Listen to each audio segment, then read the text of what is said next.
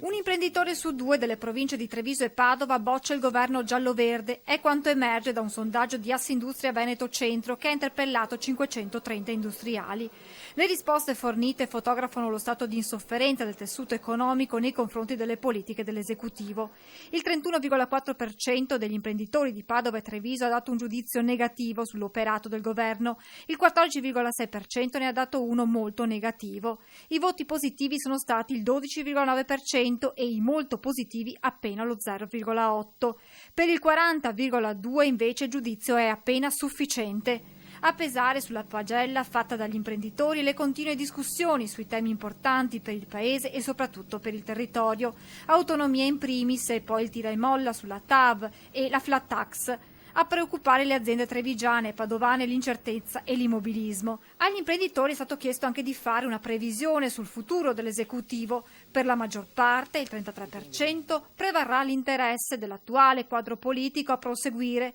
Per il 16,2% invece i nuovi equilibri politici renderanno necessario un rimpasto di governo. Ma quasi 3 imprenditori su 10 pensano che le distanze tra Lega e 5 Stelle sui contenuti della prossima legge di bilancio porterà alla rottura del contratto e quindi a probabili elezioni anticipate. Dopo un anno perso per la crescita e ingenti risorse orientate più all'assistenza che allo sviluppo, non perdiamo l'occasione della prossima legge di bilancio, dichiara Maria Cristina Piovesana, presidente di Assindustria Veneto Centro.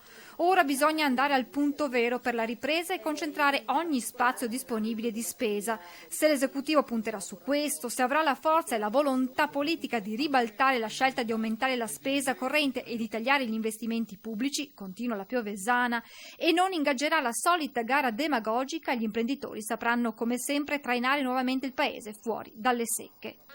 Non è più il tempo di no e di dividersi su tutto. Al governo e alla sua maggioranza, se c'è ancora, chiediamo una prova di serietà, spiega Massimo Finco, presidente vicario di Assindustria Veneto Centro. Il Paese merita chiarezza sul futuro e risposte concrete alle sfide di medio-lungo periodo. Revisione federale con le autonomie regionali e infrastrutture grandi e piccole sono indispensabili e urgenti, conclude Finco, per sostenere le imprese e il tessuto economico.